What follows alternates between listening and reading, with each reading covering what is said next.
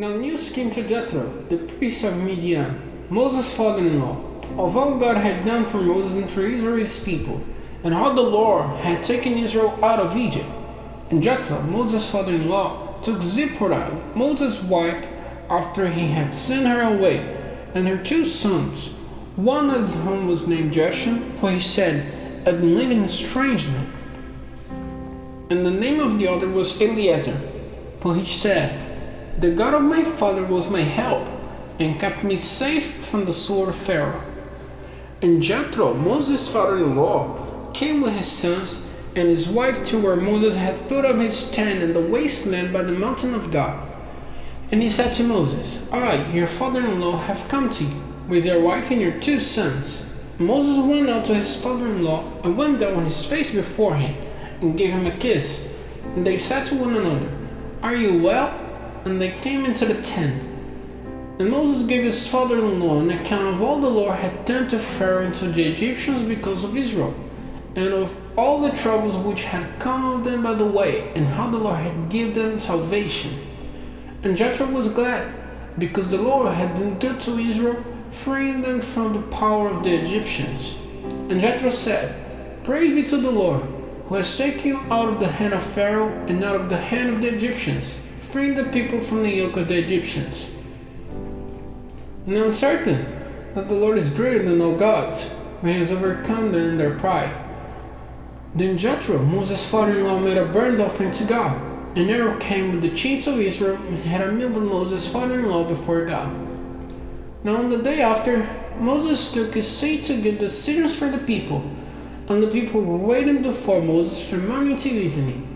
And when Moses' father-in-law saw all he was doing, he said, "What is this you are doing for the people? Why are you seated here by yourself, with all the people waiting before you from morning till evening?" And Moses said to his father-in-law, "Because the people come to me to get directions from God. And if they have any questions between themselves, they come to me, and I'm a judge between a man and his neighbor, and I give them the orders and laws of God."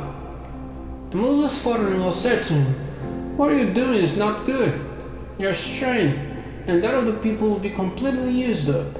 This work is more than you're able to do by yourself. Give ear now to my suggestion, and may God be with you. You are to be the people's representative before God, taking their causes to him, teaching them his rules and his laws, guiding them in the way they have to go, and making clear to them the work they have to do. But for the rest, take from among the people able men, such as have the fear of God, true men, hating prophets wrongly made, and put such men over them to be captains of thousands, captains of hundreds, and of 50s, and of 10s. And let them be judges in the causes of the people at all times, and let them put before you all important questions, but in small things let them give decisions themselves. And this way it will be less hard for you, and they will take the weight off you.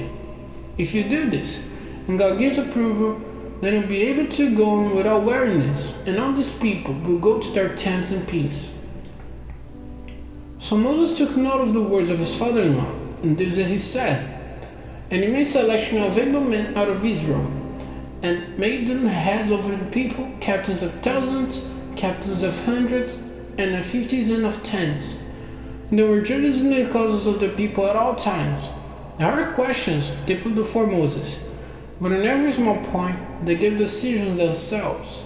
And Moses let his father-in-law go away, and he went back to his land.